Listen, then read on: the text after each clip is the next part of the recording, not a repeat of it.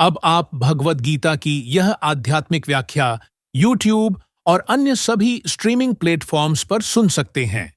Link description में उपलब्ध है।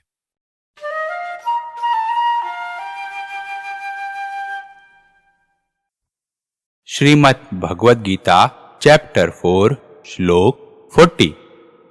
अचक्षाचक्षध्यानक्ष्य संशयात्मा विनश्यति नायं लोकोऽस्ति न परो न सुखम संशयात्मनम्।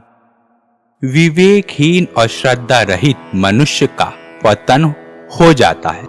ऐसे संशयात्मा मनुष्य के लिए न तो यह लोक हितकारक है और न परलोक ही हितकारक है और न सुख ही है।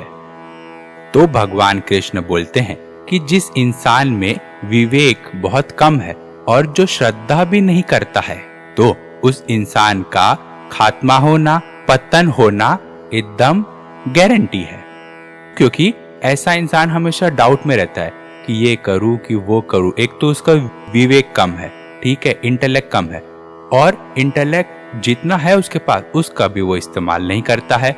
मतलब अगर वो डाउट में है, किसी के पास जाता है, वो आंसर के लिए, कोई उसको आंसर कर रहा है कि उसके लिए क्या अच्छा है, वो बता रहा है, तो वो उसको भी समझ नहीं रहा है और वो उसको भी मान नहीं रहा है, श्रद्धा रहित है। मतलब एक तो इंटेलेक्ट कम है, ठीक है, खुद को समझने की शक्ति कम है उसमें, पर वो किसी के पास जा रहा है तो वो कोई उसको बता रहा है कुछ, तो भी वो उसमें यकीन नहीं कर रहा है। मतलब श्रद्धा रहित है वो इंसान। तो ऐसे इंसान का खात्मा होना भगवान बोल रहे हैं कि गारंटी है।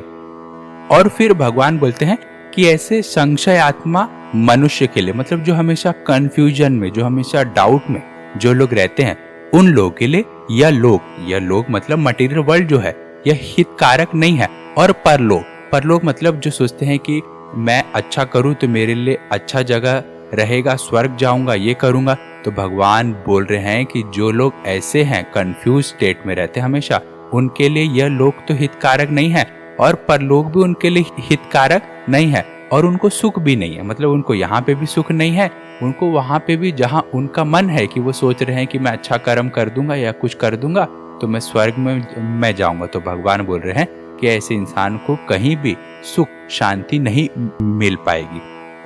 तो अगर मैं कंक्लूजन दूं तो भगवान बोलते हैं कि जो इंसान में विवेक बहुत कम है और जो श्रद्धा रहित है, ऐसे इंसान का खात्मा होना गारंटी है। और ऐसे संशयात्मा मनुष्य के लिए, जो हमेशा कंफ्यूजन डाउट के स्टेट में रहते हैं, ऐसे लोगों के लिए यह लोक हितकारक नहीं है और परलोक भी हितकारक नहीं है और ना ऐसे लोगों के लिए सुख ही है।